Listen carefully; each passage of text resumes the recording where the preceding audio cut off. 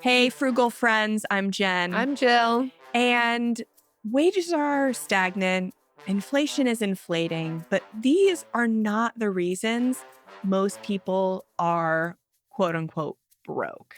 Yeah, we're talking about all of the different behaviors that might actually be some of the real reasons. So, when the median annual income is between 60 to 62,000, we believe that there is reason for all of us to be able to get by, not be broke at Right. least. Yeah, we're not saying this is why you're not rich or this is why you're not wealthy. This is why you can't overcome the situational forces that are around you that may be limiting your income earning potential. No, we just want to help you not be broke and potentially even buy what you love Mm. without going broke. So, we're talking about all those money habits today. But first, this episode is brought to you by Your Food at Home. Yep, Mm. I'm so sorry. Here's a bonus awful money habit. So, you can really count 22. Getting takeout when you have food at home, meal prepping ingredients, buying pre-cooked shop ingredients or pre-making meals can help you eat out less Mm. and limit throwing away all that food you have at home because you would get too much takeout. Say it. And you can organize all of that stuff in one place in our new meal planner spreadsheet. This meal planner spreadsheet has everything you need to keep your meal planning and prepping organized. There is a favorite recipe tracker, pantry, fridge, and freezer trackers, measurement conversion sheet, and our favorite 1,000 meal ideas. I just finished the list and there is exactly 1,000, plus some recipe blog like ideas where you can find those. We couldn't link to the actual recipe, but if you search the recipe at the linked blog, you'll find it. Yeah. So you can find that at frugalfriendspodcast.com/meal planner. Check it out and head to YouTube in the description for a 30% off code. Ooh, fun. We love a discount. Yes. All right, we've got 21 of these awful money habits to get through. So let's jump in. The first is procrastinating. You've heard of this one. It's where we spend on the thing before actually doing it or shopping to avoid doing the thing. It's buying the journals, a bunch of them, and not ever actually journaling. It's buying all of the exercise equipment and not actually exercising. You fill in the blank on whatever it is it's doing. It's shopping Yeah. instead of doing Or it. maybe you just like need to clean and you don't want to clean. So you just sit down and you scroll Amazon and you shop. This is such a bad habit. And figuring out other little habits that give you either the same dopamine hit or better yet, just getting the thing out of the way, doing the thing and then moving on, much better habit. Mm. Next is saving what's left over. So we can get into this habit of saying, like, I don't have, I don't know how much I'll have left at the end of the month to save. So I'm just going to spend and then I'll save whatever's left over. And the thing is, you never save what's left Mhm. over because it is just a natural phenomenon that our spending and our lifestyle inflates to what we have coming in. It's not bad, it's natural. It's just what happens. So we have to save first. Saving is not natural, it's intentional, and it's a habit we have to put on autopilot and do first instead of doing later. Number 3 is not investing. Literally, not a single person that we've ever met has said, I wish I would have started investing later, or I'm glad I waited 5, 10, 15 years to invest. Time in the market is what builds wealth, especially if you are one of those median income earners.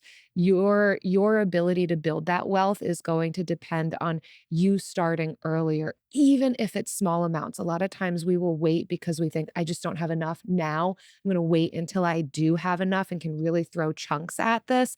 It would be far better for you to do 20, 30, 50, 100, build your way up and start now. It's the best time. Mhm. This next one kind of builds upon that. And this one is such a sad, sad habit. So you build the habit of investing, but you're not actually investing, kind of like this creator right here. I'm 27 and I have collected many regrets throughout the years. I'm doing pretty well. I mean, I'm not rich by any means, but we're getting there. This one happened before the times of me being a financially literate girly. I didn't realize that you had to invest the money once you put it into a Roth IRA. Nobody told me. My parents didn't tell me. My parents don't even have Roth IRAs, I don't think. Looking at a difference of 4 years, if invested for 40 years versus 44 years, I lost, I don't know, like a little under $3,000 in investment returns. And it was such a doy moment when I realized that the money was just sitting there. Like, I think I was actually so genuinely angry for days after figuring this out. This happened to me too. This was me. It so many people. It's so sad. But like, I podcast about personal finance and I just had no idea. I thought I did the thing. Like, I opened a Roth IRA and I put money into it. No, I only did half of that. I did not actually then go and tell it what to be purchasing, where to be investing it. And if you're questioning, I don't know, did I do that? Check it. Double check it. Yeah, check to make sure that it is invested in some kind of index fund, mutual fund. You'll see letters like a VTSAX or an FZRO or something. And that will be the actual investment. The Roth IRA is just the tax advantaged account that the investments sit in to make the growth tax advantaged. You do have to buy something, and you can automate it. You can totally set that up to automate to the buy. You don't have to both set up the transfer and the automation. It's kind of like, 2 in 1, but you do have to do that.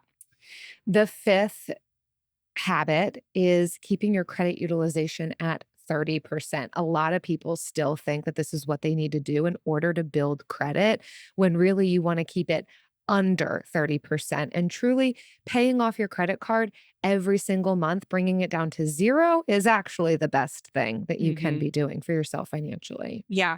Paying bills on time every month, that is what will really bring your credit score up.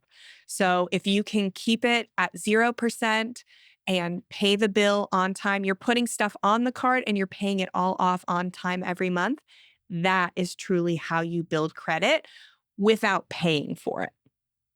Next is pointless lifestyle creep. So lifestyle creep isn't bad. Like we said at the top, like our life inflates to the money we bring in, and that's not bad as long as we're saving off the top.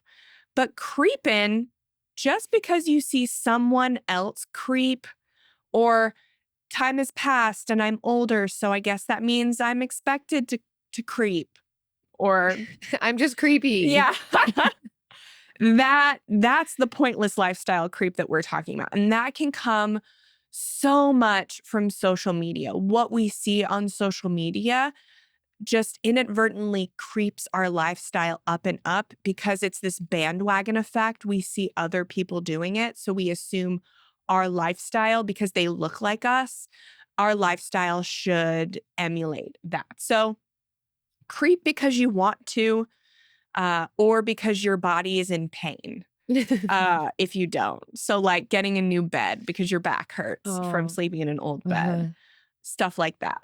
That's the creep we want to see. Not because you caring for yourself. Not because just like you assume, oh, well, I guess it's time. Care for the creep. Intentional creep. Be the creep. I don't know.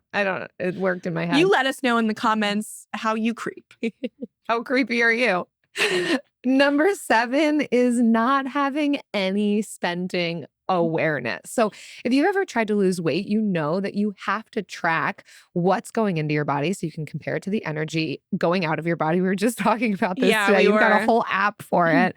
And so ideally, if it's higher or lower, then you need to be slightly lower. Same idea with our money. We need to have an awareness of where it's going so that we can make those adjustments. So this isn't the same as a budget. A budget is making a plan for it. That's still good. We want that, but it's not building necessarily an awareness. We recommend doing a 90-day transaction inventory in order to build that awareness of what are my habits? How am I spending? Where is my impulse spending happening the most?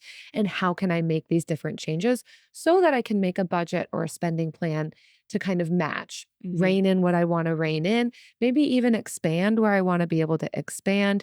This is such a crucial point. It's a big thing we talk about in this book. So if you want to learn more about how to do a 90-day transaction inventory, definitely read Buy What You Love Without Going Broke. And this is the most important part of this is we do not track to shame ourselves into obedience or whatever we think obedience or ideal spending looks like. That's not what we're doing. We are aware and we are tracking for data just so that we can see what's happening to make sure that it's below our expense is below our income. And we want to have that savings off the top. So we want to make sure that once we save, our expenses are not just underneath our income, but also underneath that savings threshold too. Yeah, the more data we have, the more pointed we can be with our strategy. Next is avoidance. So ignoring it and hoping it goes away like this creator.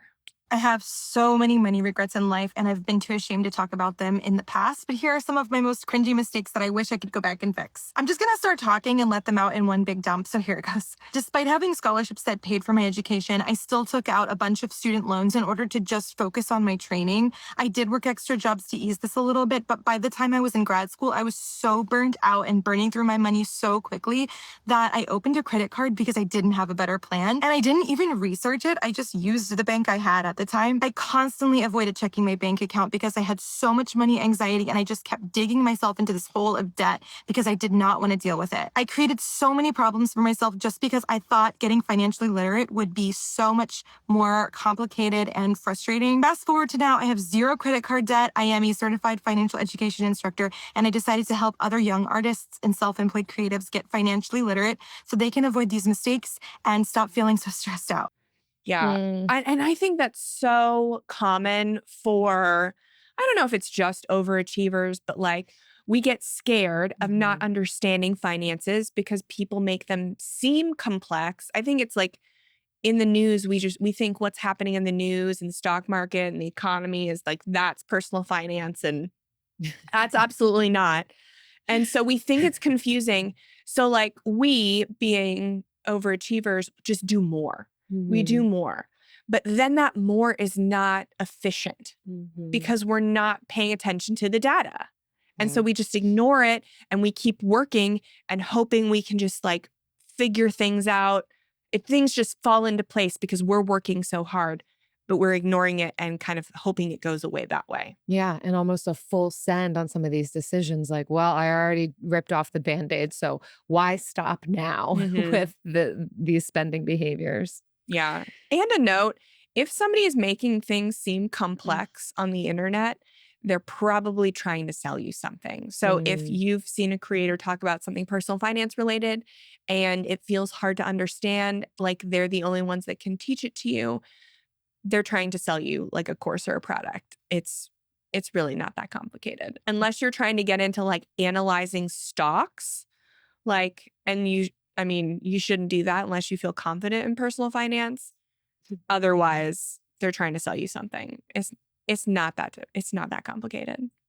Number 9 is emotional spending. So we are emotional beings and we range in the spectrum of emotions that we can experience on any given day.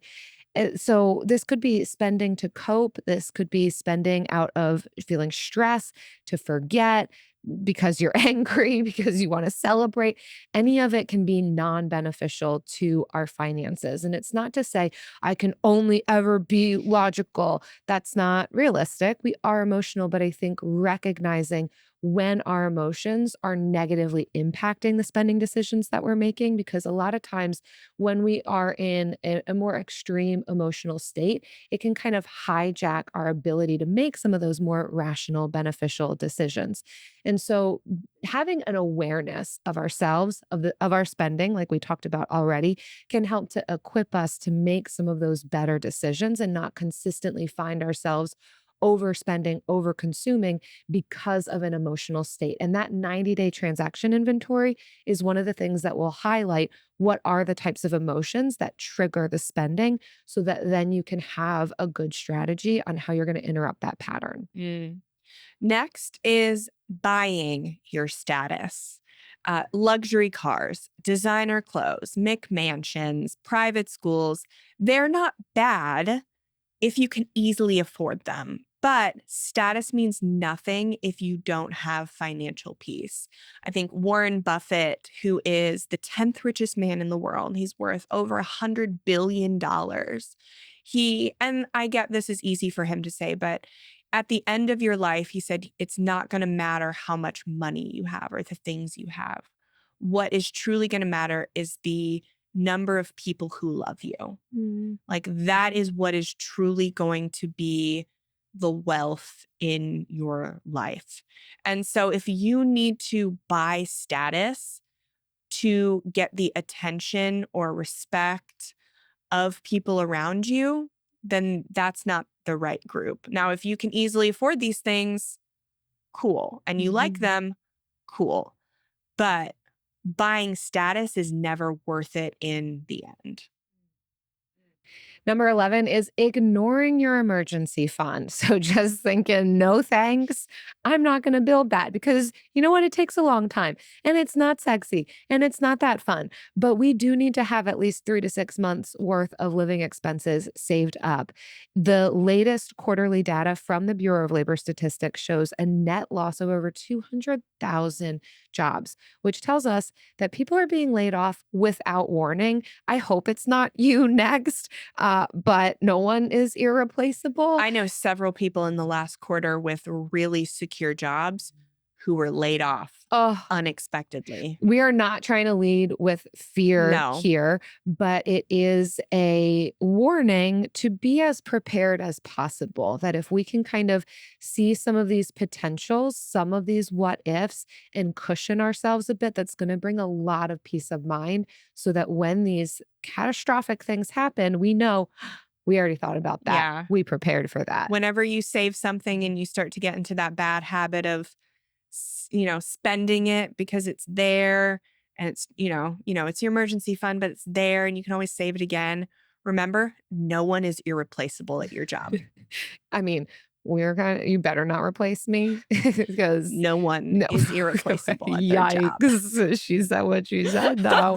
And the best place to keep an emergency fund is in a high yield savings account. We're going to link our favorite in the show notes. And you can start with as little as $100. And so that is an opportunity for you to be automating that savings, whether it's even as low as $10 a month. We would say $10 a week would be a great goal.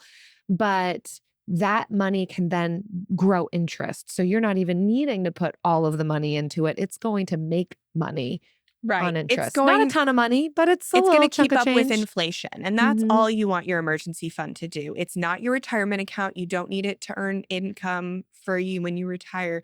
You just need it to keep up with inflation for emergencies. Next is overspending on housing. I feel like every time somebody buys a house or rents a new place, they have the best of intentions, but then end up like this creator. Here are my 2 biggest financial regrets as a 25-year-old living in Chicago. Number 1, moving to Chicago. No, I'm just kidding. So my first biggest regret is spending too much on rent. I recently signed a lease for a $2,500 a month apartment, but it's never just $2,500 a month. You have to factor in utilities, application, admin fees, and move-out costs. All in all, this is going to be around $2,700 a month over a 14-month period. I feel like I would have been better, spending somewhere around $2,000 a month and saving that money and investing into the stock market, which is going to lead right into my next biggest financial regret, which is not investing early enough. I started investing consistently around 23 years old, and I really just started getting into it over the last few months. I invested a little bit when I was 19 or 20 years old. I invested like $3,000 into a Robinhood account. I checked it a few weeks ago and it had doubled. It was like $6,000. A big part of that is because I got lucky and I put a lot into NVIDIA. But I believe this just showed me how powerful investing really is and how much this can compound. Don't get me wrong, it was like a 5 or 6 year period, but still, this is a long game. It's not a short game. Yeah. And that just ties it back to what we said earlier about nobody wishes they'd started investing later. No one's ever going to say And that. that is one of the biggest drawbacks to choosing something just a couple $100 more expensive than the less expensive version, is that you take out that opportunity cost that you could have been investing. And here's the thing. I love how he gave the example of it's only a couple $100 could have meant so much to him in the stock market. And this is like tip 12B. So you're getting even more than 21 tips, not negotiating. I think if you do even find a place that you like, there is opportunity to negotiate that price down by a couple $100. And if you were already thinking, oh, I can afford this, then just use that money to put aside towards investment, towards the emergency fund, whatever that may be. There's always an opportunity to try to lower your expenses somewhere. And it's never useless. It's never wasted just putting a little effort into that, because every dollar extra that we can save above our regular and reasonable expenses. We're not trying to live in squalor here. We're not trying to rent apartments that are dangerous or unlivable, right? We're just trying to find a couple $100 extra to put towards growth and security. Number 13 is financing cars to build credit. A lot of people will think that this is what they have to do in order to get better credit. And keep doing it, And like keep doing over it. and over. Right. And even once the car gets close to being paid off, just financing another car. It's like, no, you could have drove that paid off car. It could have been like your car for at least another 5 years. So we would say build credit by paying off your student loans. Build credit with cards like the Built credit card where you can pay your rent. If you're curious about that, join joinbuilt.com/frugal. BILT. BILT. Yeah. We've also got the links in the show notes as well. Or getting a beginner-friendly credit card like the Chase Freedom card. There are plenty of ways to build credit that aren't going to cost you so much money in interest on an extremely depreciating asset. Yeah. So if you are able to pay off your car sooner, not constantly be rolling into another car payment, or being able to save up to buy a used car cash. I know that's not as common these days. It's like a little bit inaccessible, but if it's a possibility for you, that's going to be better than financing a vehicle. Building credit is important, but you do not have to spend money on interest or on services to build it. Oh, that's the real way of saying it right there. She just summarized. The next bad habit that will keep you broke is not planning or goal setting. And so I can't relate because I love planning and goals. Too. Oh my gosh. Templates, spreadsheets, I love it. Planners. Gosh, I love thinking about the Notes app. future. Hate thinking about the present. Computer. Don't want to be here. Phone. Love planning. But some people, they really YOLO. Fly by the seat of their pants. And that's a great personality trait, but a horrible habit for your finances. Your goals can change. Your financial plan doesn't have to be set in stone. It shouldn't be set in stone. But if you're operating without a plan that is based on goals that you have, you are going to be working inefficiently. And inefficiency leads to overworking and not getting to where you want to be. And so you really do need to sit down, and especially if you have a partner, a long-term partner, you guys need to sit down together and talk about your goals and create a shared plan to be getting there. All right, number 15. Y'all better be sitting down for this one because this one, it might hurt. Okay. Buying things just because you can afford them. Just because you're not going into debt to buy something doesn't mean that you don't have a spending problem. So this is something we all got to look at a little bit. Let's bring it in and really do some self-reflection on this one. Okay. Even if it's secondhand or on sale, or you just got paid, it can still lead to a lot of clutter, a lot of consumption that's going to do more harm than good for your money and your lifestyle creep. This is how we become a creep, and The bad identify kind. what you value, what you actually want to spend money on, not just, oh, I can afford it, so I might as well just collect it. Yeah. It's you have to, it's good to spend money. Like it's good Yeah, in this spending is economy. great. We don't have no Right. problems We with don't have spending a money. problem with it. But it should be on what you value, and it should get you closer in a way that gets you closer to what you truly want, which I don't think is stuff. It might have something to do with the love thing. I think the people and the loving. Yeah. It might- And we have like that does cost money. We Right. can spend there. Yeah. So that might be where you want to spend. The next one, and if you're not with us, come back full. I need full mental capacity. If you're distracted, come back to me now. This next habit will keep you broke, and it's trusting people. I saw it on the outline, but I was still like bracing myself. What's going to keep me broke? But what if one of these TikTok sugar daddies in my DMs really did want to send me $5,000 a month? She's not wrong, right? What if? What? Dream big. Right. But we all know that they're not. So in 2024, the SEC filed 583 enforcement actions and returned more than $8.2 billion to harmed investors from financial fraud. And I will say a majority of that was from crypto fraud. So Are you getting this? Yeah. Are you hearing this? financial 8.2 billion. And you know that that's not everybody getting their money. Yeah, no, it's not. It's absolutely not. Financial fraud and scams are rampant, and scams are getting harder to recognize every year. Scammers are not dumb. They're actually brilliant. They're not done either. They are getting better and better. They are using AI voices of people you know to call and, get you to send money to release your child who is not being held captive, right? Like this is a real scam that is really happening to people.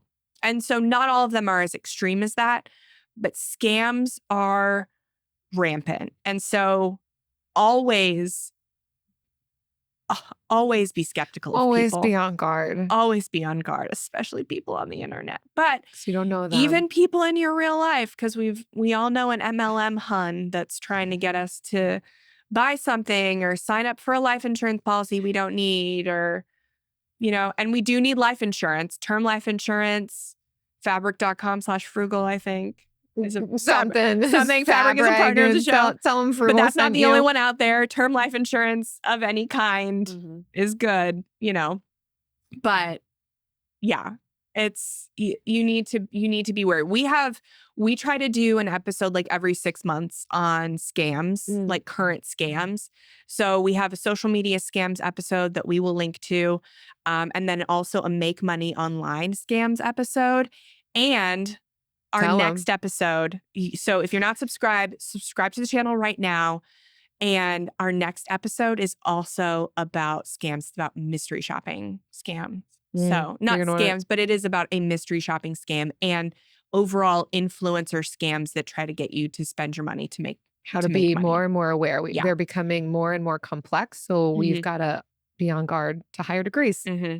Number 17, chasing a higher salary. Listen up. More money without good money habits is just more opportunities to make poor spending decisions. We really can't out earn our spending. And so just chasing a higher number for the sake of the higher number is not actually going to be the solve that we're looking for.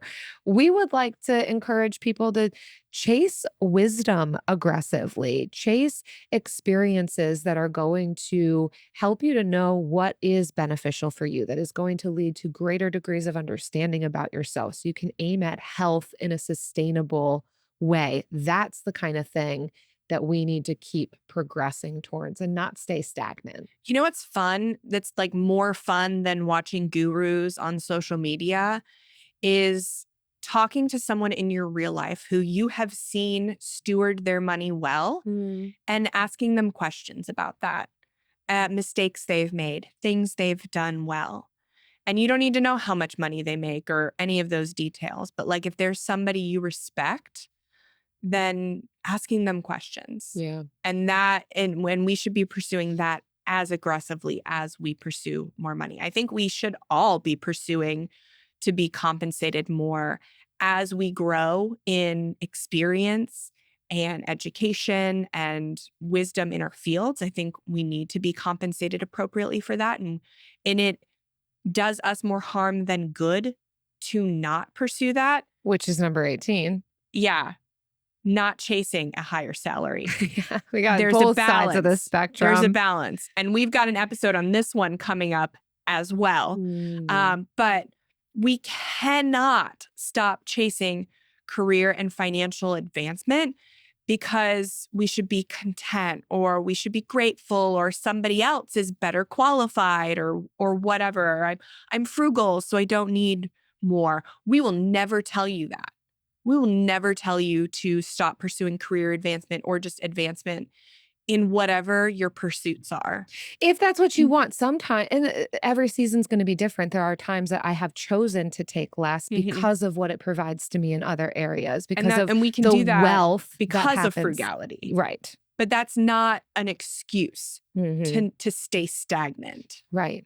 And so even if your chosen profession isn't super monetizable, like you're a homemaker, stay-at-home mom, or you work in nonprofits, like there is still opportunity for you to grow in whatever your passion is and whatever you are stage of life you are in right now, and become better at what you do and command, more respect. And it just feels it's a wealth of confidence as well. There's skill building happening in every realm, and especially if we pursue it. We can build the skills and invest in ourselves in the way that we want to be. Number 19 is just overcomplicating everything. So we want to believe that doing more will get us better results faster.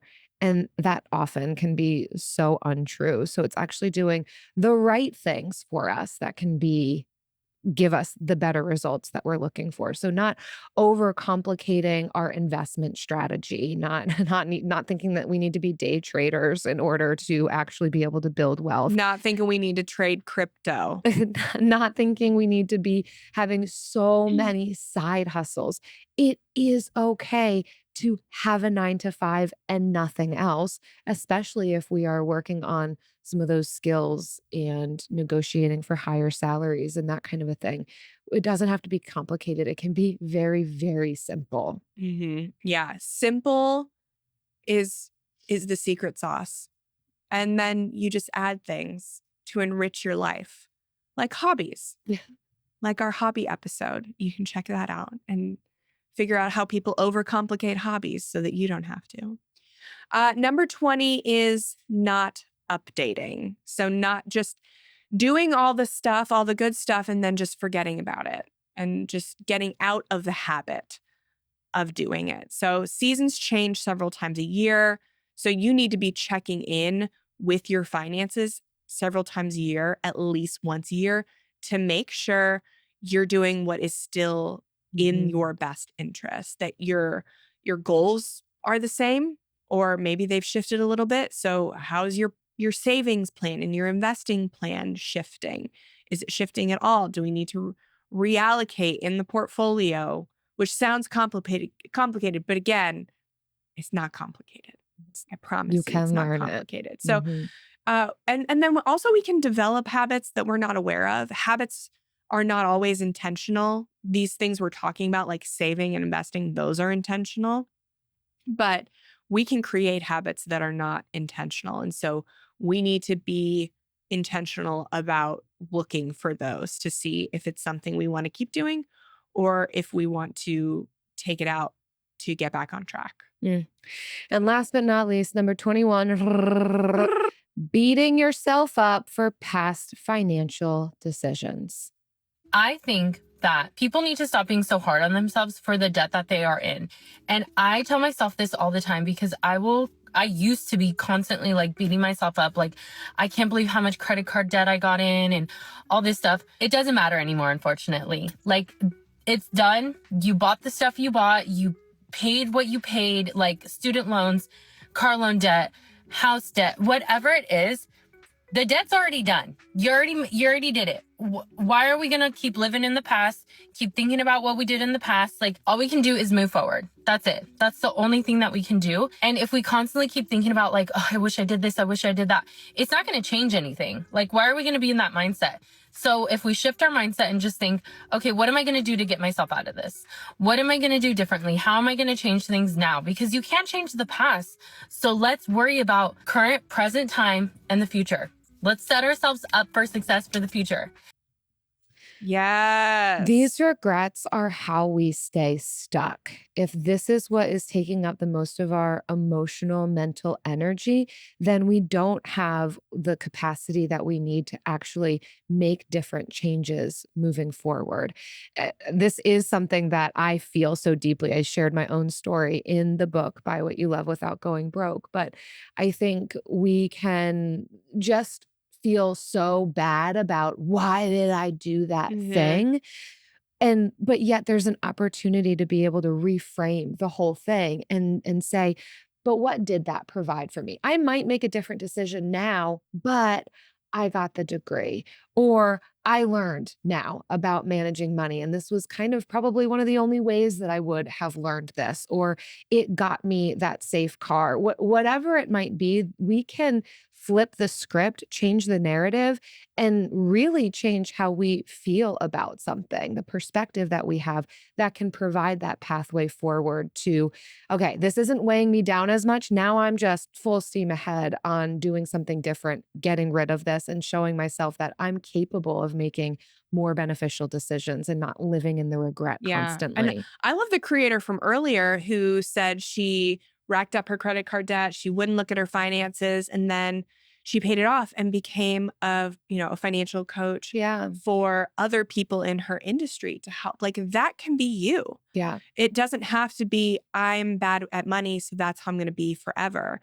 You can have that hero story and make change, not just for yourself, but for the people around you too. It's part of our story. And I think the more we can embrace our story and recognize that we were only capable of what we had achieved so far at that point in life, not expecting more of our 22-year-old self than what we could have done. We can't expect 36-year-old decisions from a 22-year-old. So this is my story. This is how I'm becoming. This is how I'm shaping it. Far better narrative. Yeah. You know what's also a really good narrative that I weave in? Never, we weave in. no regrets. No every week. regrets. Never regrets this. The Bill of the Week.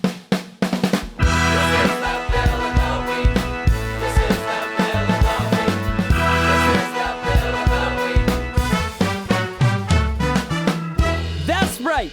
It's time for the best minute of your entire week. Maybe a baby was born and his name is William. Maybe you paid off your mortgage. Maybe your car died and you're happy to not have to pay that bill anymore. Duck Bills, Buffalo Bills, Bill Clinton. This is the Bill of the Week. Kate from New Jersey, and I've been listening to you for years, and I finally have a Bill of the Week. Today, we got a $2,200 copay for my son's medical bills. Unfortunately, he was just diagnosed with a kidney disease, and we've been to 4 different hospitals in the last month. So I called and got a 30% discount that saved us over $600 on our first bill. And I learned that trick from you guys. So thank you so much. And I can't wait to go negotiate the rest of the bills that'll be coming in soon. Have a good day. Yay, Kate. Yeah, your spirits sound so high given what you're going through. I'm so sorry Yeah. to hear about your I'm so son. sorry. That's really devastating and sounds like it's taking up a lot of time on these medical Ugh. visits that that's not how you want to be spending your time. But I am thrilled to hear that this is not causing bankruptcy for you, that you've learned the tips and tricks to be able Yeah. to lower medical bills. And this is not uncommon to be able to reduce your bill by 30 to 50%. It's possible. We did an episode about this pretty recently. We'll 30 also to link 50 is that. standard that Yeah. you can save off your medical bills. And that episode was so good. I think it should be required listening or watching for everyone. There are 4 specific steps to go through in order to lower your medical bill, and we walk through those 4 steps. So, with definitely. experts, with And if you don't need insurance it experts. now, save it because Yeah. you will need it. Watch it now, because everybody has a friend who's going to the hospital or taking their kid to the hospital. And it's good for you to have that knowledge, not just for yourself, but for the people around you. If you all are watching or listening and you finally have a bill to submit, even if you've been listening for years, you've been listening for weeks, we'd love to hear about it. If it has to do with saving money on a bill or being Bill, we love those. frugalfriendspodcast.com/bill. We can't wait to hear it. And now it's time for The lightning round.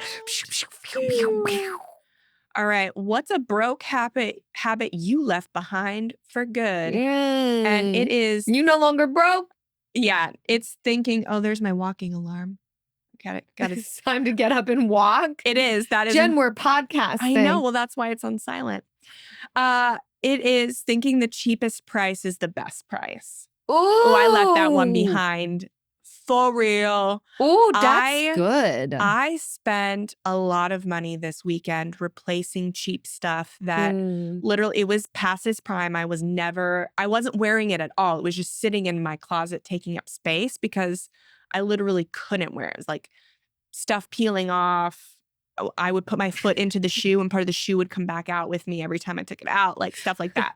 So it was time to replace the stuff. And I spent so much more money than I ever have in my life on not name brand, but quality, like 100% cotton, genuine leather, stuff that I know is going to last me I a long can't wait time. to see the new Jen. I'm like, It's not going to be that new, but I mean, I haven't. it was new clothing, right? Or It's is it brand- like yeah, it's thread up new. stuff or No, it's not. It was brand new stuff. to you but like, even if it like was you haven't seen me wear a belt in a really long time because all my belts were like shredding. So you'll see me in a belt. Can't again. wait. Yeah. Can't wait. Yeah. For me, it's collecting things just because they're inexpensive. Again, that one tip spoke to me. I used to do thrift stores, yard sales, estate sales, you name it. I still love them. Don't get me wrong. They still have a place in my heart and in my calendar. But that was just a regular activity for me because I could get so much for like $10. And for me, I was only valuing it based on the money. Like I only spent $10 and look at all the stuff I got. But then it was a lot of stuff I got. And yeah, cheap, mismatched, didn't actually like it. Stuff that I had to end up cleaning, right? Dust collectors, whether it was decor or clothing.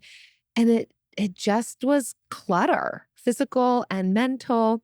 And I'm not a good person because this is behind me now. It happened to me. It was because we ended up living in a motorhome that I could not do that anymore. And so my behaviors had to change. And then I realized, oh, I actually like this life better. I like having things that I feel really good about owning, even if it means I spend a little bit more money on them and not spending my time just collecting things because the price tag is low. Yeah. Well, yeah, thanks for listening to these steps. And we mentioned a few episodes that are really good follow-up episodes to listen to or watch.